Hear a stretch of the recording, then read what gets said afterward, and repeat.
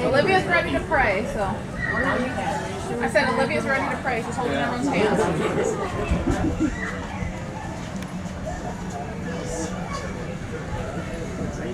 Grandpa back?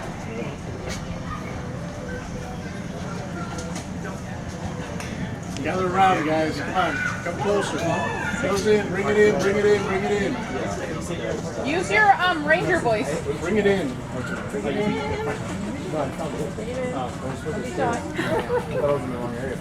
Okay. Can you start by saying like why we're here and stuff like that? I think that'd be best.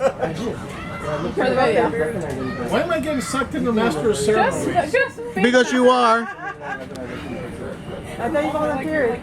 Folks, everybody gathered, if I can have your attention, it is an honor for me to do this and have this observation, this memorial of my grandmother, Laura Esther Concepcion.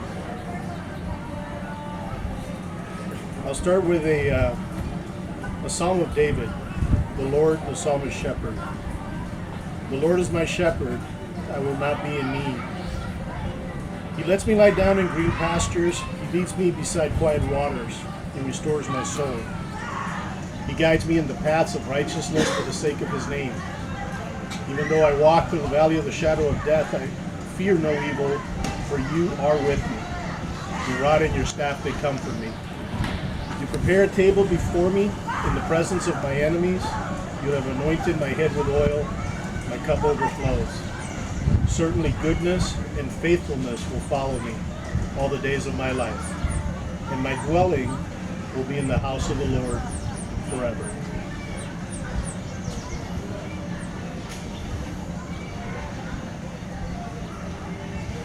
And with that, I want to share my grandmother. My memories of my grandmother are like my mom.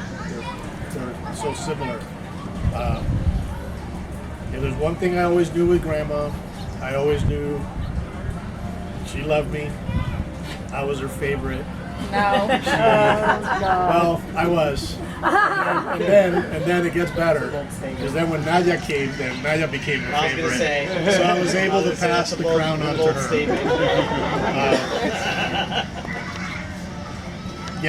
When I was a person that from as far back as I can remember, in my childhood, it was like she was always there. And she was always just the seed of kindness and caring. And when someone would tell me to do something, or if I did something wrong, she was the one that would like call me around the corner and say that it's gonna be okay, everything's perfectly all right, and carry on. Later on, as I got older and I, started a family,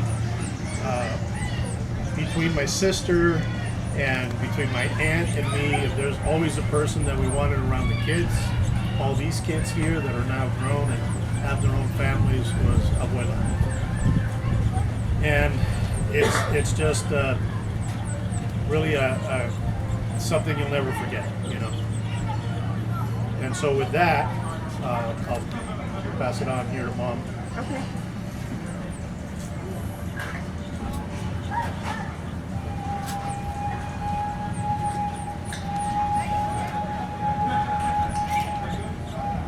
In memory of my mom. Our family is blessed to have had our mother in our lives for 5 generations. She was there for every birth and shared in the lives of her grandchildren, great-grandchildren, and great-great-grandchildren. She never forgot a birthday. We will all miss her birthday cards, especially the younger ones. There was always $5 or $10 inside the card. Our mother lived her life on her own terms.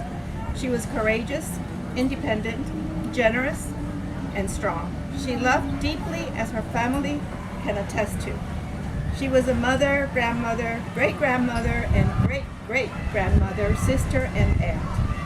Mom was a strong woman who at an early age faced many difficulties. She kept much of it to herself. She was compassionate, wise, and strong-willed. So much so that she made decisions based solely on emotions rather than reason. She suffered in silence. Mom wrote letters to us years before her passing and sealed them. Miriam found them in a manila envelope with individual envelopes sealed and addressed to us. I remember as a kid listening to Mom recite poems from memory. One of her favorite poems was La Loca de Bequelo. She loved music. Music was like therapy to her. It was in her soul. I remember my early years. When she came home from work on Fridays, we went out to eat and then to the music store.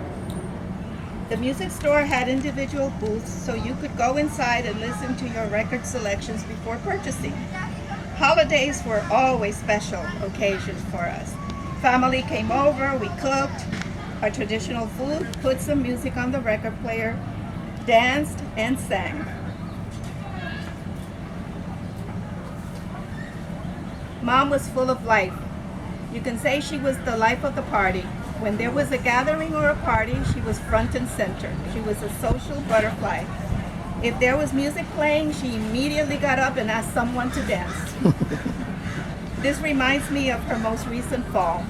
In December of last year, Mom took a very bad fall. My sister called to let me know what happened, and I rushed over to see her. I saw her sitting in the living room with the left side of her face completely bruised. This fall was the beginning of the end for Mom. I went to her and asked her if she was in pain, and she said, "No, I'm not." I said, "How did it happen?" And she said she didn't recall how she fell. She only remembered calling out to Miriam. Then continued talking as if nothing was wrong. After a while, she got up and went to the kitchen to get water, walking straight like an arrow. On her way back from the kitchen, she sang a song and did a little dance for us. We all looked at each other in awe and laughed. She was a tough lady. In 2001, an iron gate fell on her and fractured her pelvis. The doctor told her she would not walk. She proved them wrong. That was Mom. She loved deeply and with her whole heart. Over the years, she started a collection of hearts. Then one day she decided to give the hearts away. I thought she gave them away because she had way too many. In reality, it was more of a gift to us. In some of the hearts, she put a piece of jewelry or a note. In one specific instance, she requested not to open until her time had come. My mom had something special about her that drew people to her, like the lady from Starbucks in our neighborhood. Every time she saw Mom, she would bring her a cup of coffee. There were many instances like this, too many to list.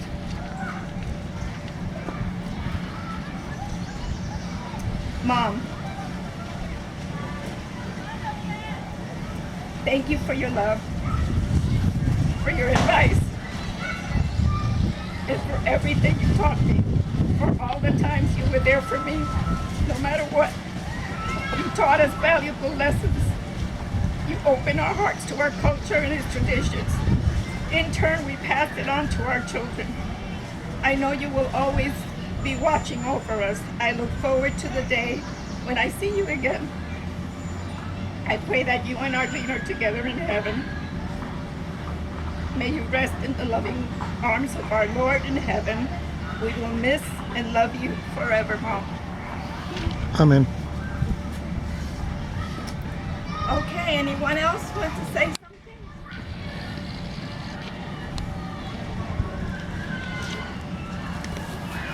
Maria?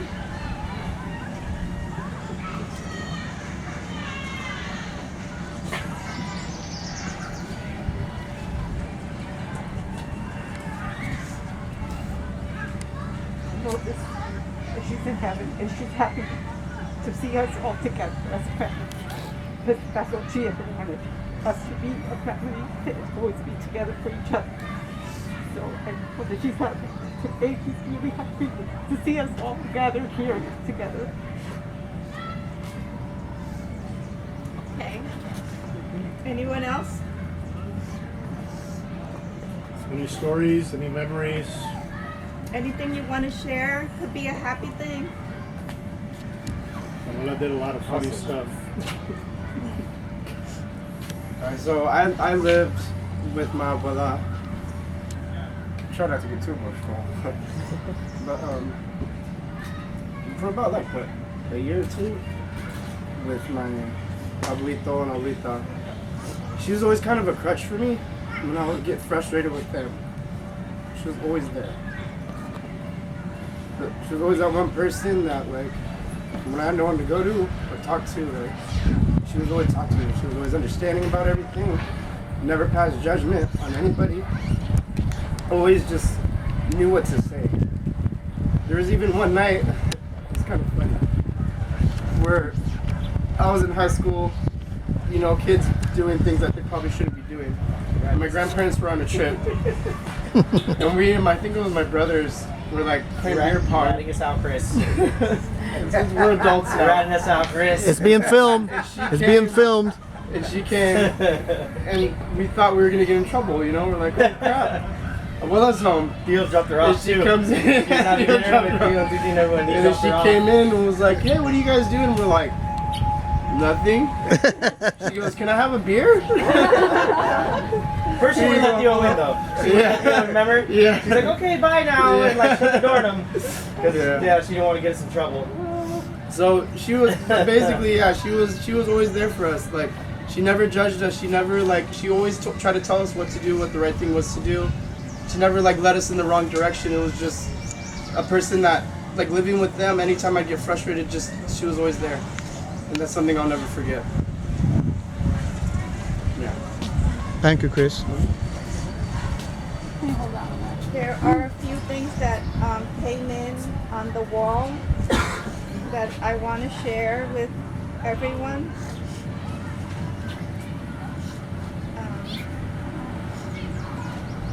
This one is from Elizabeth and Jean. Esther was a very strong, special lady. She loved to dance and she did it very well. She lived a long and fulfilling life. She's missed but remembered forever.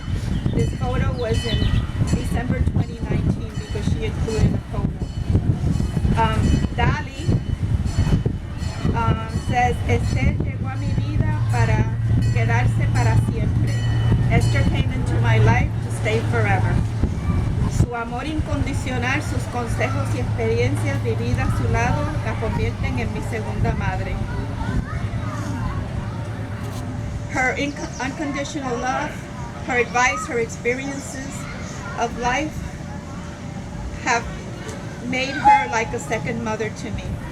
No tengo dudas que desde donde está cuidará de todos los que amó incondicionalmente. I have no doubt that from where she is, she will take care of all the people that she loved unconditionally. Este mes extrañaré su tarjeta de cumpleaños. This month, I will miss her birthday card. Siempre la amaré y estará en mi corazón y pensamiento. I shall always love her, and she will always be in my heart and my thoughts. Un fuerte abrazo a todos. A hug for everyone. And I have one more. This is from Evelyn. Lo primero que viene a mi mente, esos ojos lindos y su sonrisa espontánea. The first thing that comes to mind is her beautiful eyes and her spontaneous laughter. Al instante supe que sería una gran amiga. I knew from the beginning, from an instant, that she would be a great friend. Sí, una amiga muy confidente que desbordada con alegría contagiosa. A confident friend that, I can't say desbordada. How do you say that? That has Overflowing. overflowing, yeah, with a contagious laughter or a contagious happiness. Cuando salíamos a comer teníamos largas pláticas. When we went out to eat, we had very long conversations. We would exchange memories of our youth and our countries. We laughed a lot. It was a marvelous. She was marvelous, and she left a big hole. She says, Laurita, one day we shall be together, and we shall laugh about everything. I love you. And those were the people that wrote in the wall for her.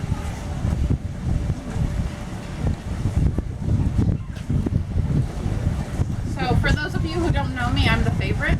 Just to make it clear, Joe, I am the favorite.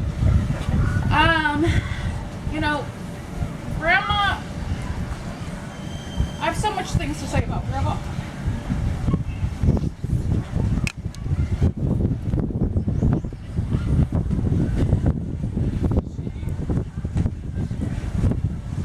Was the life of the party. And although she went through a lot of things in her life that we all know, we all had stories, she all told us, life stories, for our benefit probably, more than hers. She just had something about her. She was always happy, always had a Henneken in her hand. That's right. Or a Low Brown. Or a Miller High Life. Yes. She liked to drink. She was the life of the party. She loved all of us individually for who we were.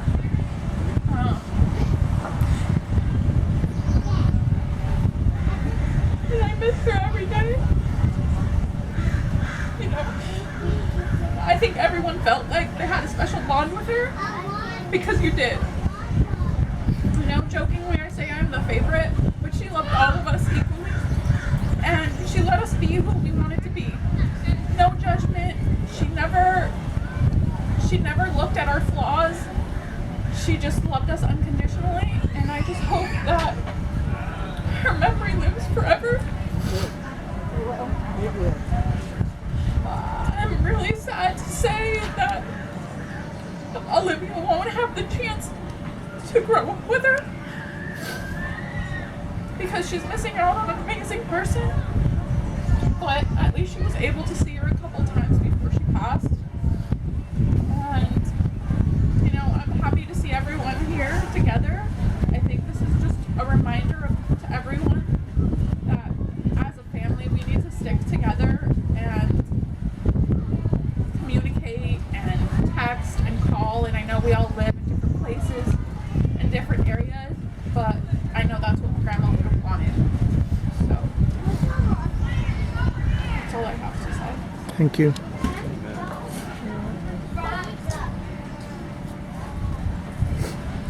I just want to add one thing.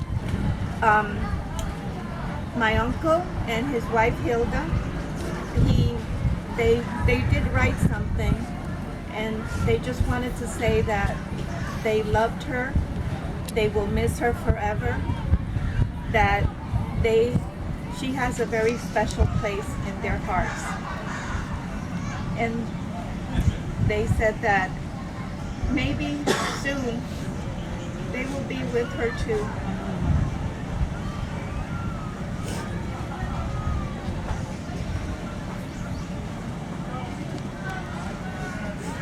And that's it. That's it. I have one more memory to share about a wedding, because when I heard the back end of the story afterwards, or a lot of you know, many years ago I drove transit buses in Orange County, and every Sunday I would go to Mass at the Catholic Church off of First Avenue, and there were times, a lot of times I remember I pull up, I'm driving through Irvine, and I pull up, and there's Nadia as a little girl and Abuela waiting for me at the bus stop. And I'm sure that she went right down the schedule and said, that's the one. She would find me. That's So true. I don't remember, but all that aside, at one point I remember that I picked her up somewhere in Santa Ana. It wasn't church, she was doing something else. I don't remember if it was Nadia that was with her, or maybe it was Nathan, or maybe it was Jonathan. Maybe if you guys remember the story, you could tell me. But as we're we're driving through probably some of the rougher areas of Santa Ana. There was an issue about somebody having fare that started on the bus, and so I talked to someone or I asked someone for something. I don't remember all the details. One of the passengers on the bus, for some reason, didn't seem to like what I did, so she began, kind of talking badly and riling things up. And Abuela turned into like a mama bear, where I'm the cub, and Abuela lit into this lady as I'm driving down the road, and at some point, not maybe a mile down the road, they got off the bus, and I guess, I don't know if the thing continued or what. But later on, I talked to Abuela maybe 2 or 3 days later, and she told me about the whole entire confrontation, which I was like, no, please don't do that. You don't have to do that on my behalf. But, this was Abuela. This is, kind, loving. For me, she was a connection to the past of Puerto Rico, because she told me a lot of stories about who raised her, what Puerto Rico was like at that time, her education. As she went right out of high school, she went into occupational training so she could work at the family's warehouses, and how a hurricane came in and wiped all that out, and basically made the Senor Pierret, that was his name, Pierret, basically impoverished him, because with the hurricane and the cost of everything else that he had with his business, he just wasn't able to survive. So those are really interesting stories about the past, and it was great to sit down with Abuela and talk about that. It gives meaning to what it was like when she was my age, when I was younger, and that gives you a lot of context there. Yeah. I always told her that she missed her calling. She should have been an actress. She was the way that she would tell. Because she was such a drama person. When she would recite the poems, she had them memorized, and it was they like were long poems. Yeah, they were very long poems, and there was so much emotion, so much power in the way that she delivered them. Yeah. It was really amazing. But also through her, I got to know other side of my family that I probably wouldn't have had a lot of exposure to. Tio Fernando, who was a World War II veteran. Her other brother, that was like her partner in crime, Tio Millito, who is probably watching this. Maybe? I doubt it, because we started so late that. Yeah. But Tio Millito, if you catch it, hola. And this was like the routine, right? So Monday in school, and then Friday, it always seemed that Friday was 2 different days. The Friday morning where I had to get up and go to school and be responsible, and then the Friday evening was one giant party. And we would, in New York at the time, we would go to Coney Island, or we would, probably once a week or once a month, we would go to Coney Island. And it was a lot of fun. And again, when you're a kid, it gives you context, it brings family in, it brings you connection, and it makes you feel secure. When Tio Fernando passed away, I'm going to say it was 2009? 2010. 2010, yeah. And I remember I was in Washington, D.C., and then you guys traveled to, and when Abuela came back, she brought me a little card of the 91st Psalm. And I read it, and I really, really liked it. And I looked up a little history. And most of the Psalms were attributed to King David, but Psalms, I think it's 90 through 100, were actually attributed to Moses, that Moses wrote them. And it's a conversation that he's having with God, looking for protection. And Moses cries out, and he says his peace. And at the end, God replies and explains to him how he will protect him. When I was about to pass away, I pulled this up in Spanish, and I was reading it to her. She was heavily sedated, It was probably 2 days before she passed. And Nadia came over, and I was reading it to her in Spanish. I got a sense that she could hear it because she appeared to be responding to it. And then once she heard her voice, then she really started moving around a lot. But she was so sedated, you couldn't carry a conversation with her. One who dwells in the shelter of the Most High will lodge in the shadow of the Almighty. I will say to the Lord, my refuge and my fortress, my God, in whom I trust. For it is he who rescues you from the net of the trapper and from the deadly plague. He will cover you with his pinions, and under his wings you may take refuge. His faithfulness is a shield and wall. You will not be afraid of the terror by night, or of the arrow that flies by day, or of the plague that stalks in darkness, or of the destruction that devastates at noon. 1,000 may fall at your side and 10,000 at your right hand, but it shall not approach you. You will only look on with your eyes and see the retaliation against the wicked. For you have made the Lord my refuge, the Most High, your dwelling place. No evil will happen to you, nor will any plague come near your tent. For he will give his angels orders concerning you to protect you in all your ways. On their hands they will lift you up, so that you do not strike your foot against a stone. You will walk upon the lion and cobra. You will trample the young lion and the serpent. Because he has loved me, I will save him. I will set him securely on high, because he has known my name. He will call upon me, and I will answer him. I will be with him in trouble. I will rescue him and honor him. I will satisfy him with a long life